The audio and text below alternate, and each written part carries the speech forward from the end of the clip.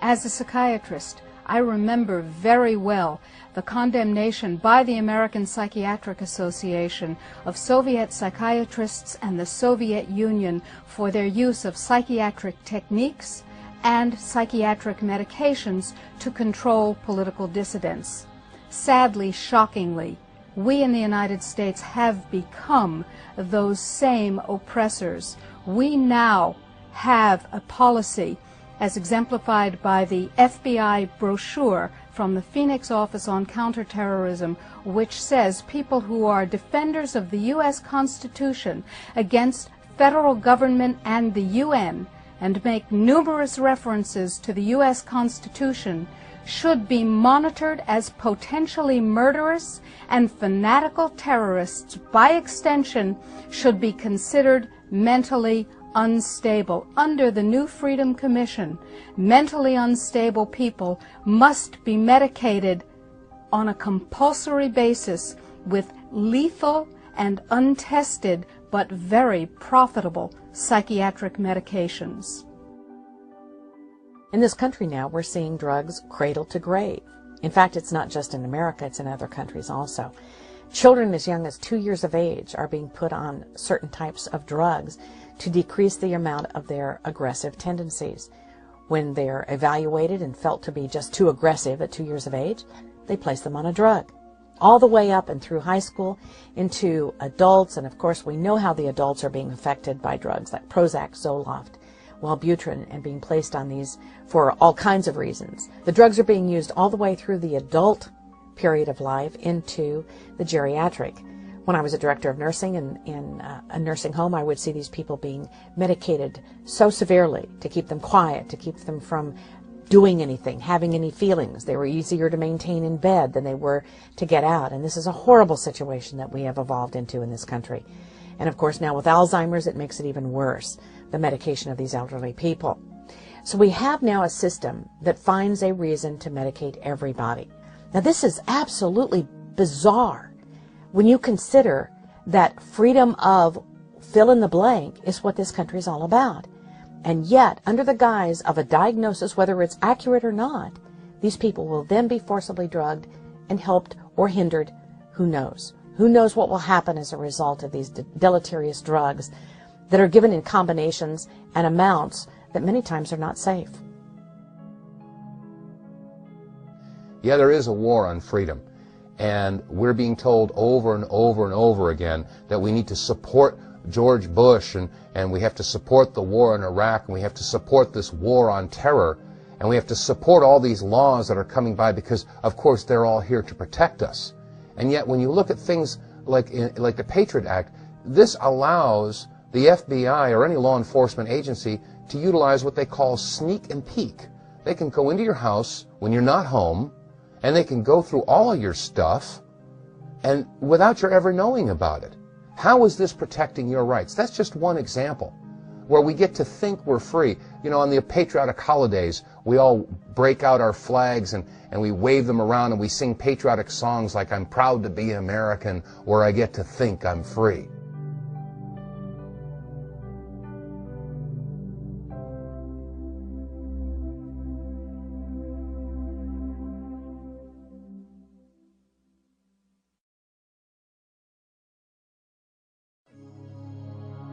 In the fall of 2005, a scandal erupted that stretched on into 2006 about President Bush using the National Security Agency to monitor and to essentially spy upon American citizens.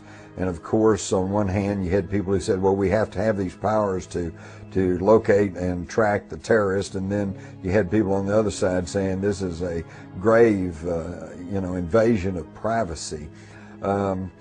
If the history of the United States was one that had always used such powers correctly and only against true enemies of this country, I would be a whole lot more supportive. But when you go back and look at history, you go back to the Red Scares of the 20s when J. Edgar Hoover was sending the FBI against political dissidents and against political parties. You go to the COINTELPRO program of the 70s when Nixon and the FBI were being used against race groups. COINTELPRO program was used against Dr. Martin Luther King Jr.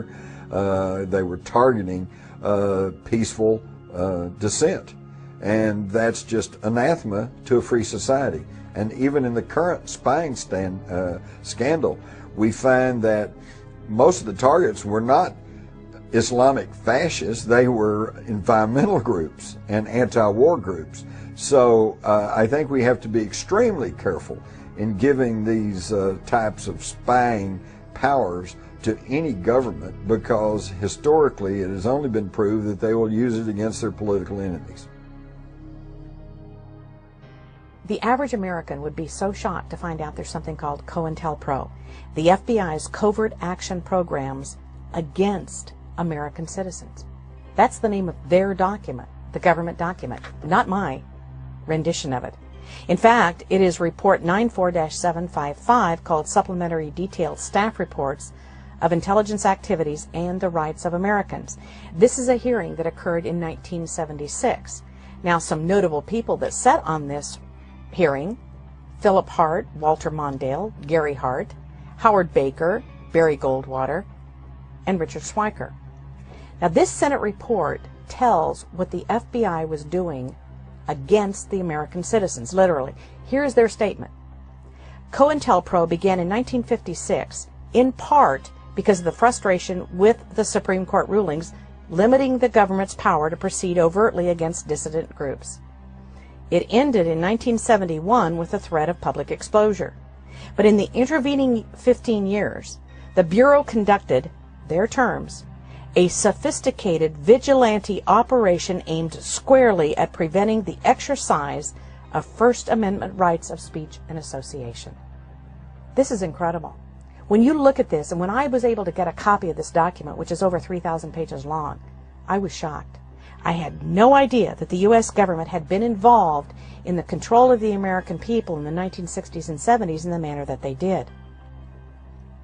One of the purposes of COINTELPRO was to, number one, promote national security, number two, to prevent violence, which it did not, because it had a lot of violence in the program itself, but number three, listen to this.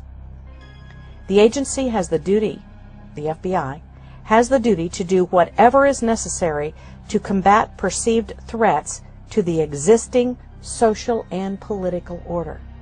Notice, there's no mention of protecting First Amendment rights, of protecting any rights, of protecting any constitutional rights, Bill of Rights, nothing other than the prevailing, existing social and political order.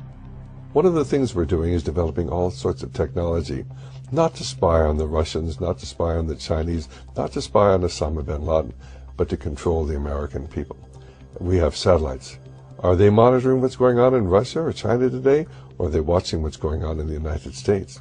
We have a program known as Echelon, where they listen to every telephone call, every email, record every fax here in the United States. And all of this is done by computers. All of these messages are kept indefinitely on computer disks. What the American people must understand is that the massive amounts of money we're spending on defense is not to protect America, but ultimately to be used to control the American population as we move from freedom to fascism.